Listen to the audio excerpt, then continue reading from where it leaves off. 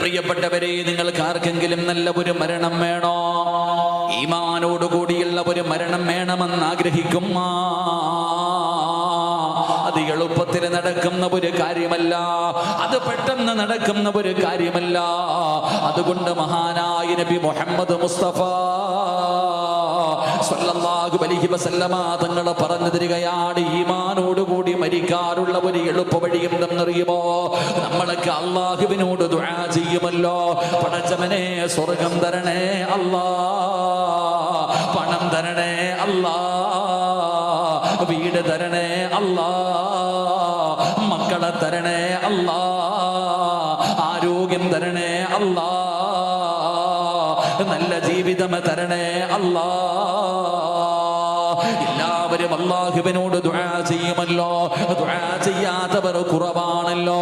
എല്ലാവരും അവരവരുടെ കാര്യങ്ങൾ മുഴുവനും അല്ലാഹുവിന്റെ മുന്നിലേക്ക് അവിടെന്ന് പറയുമല്ലോ.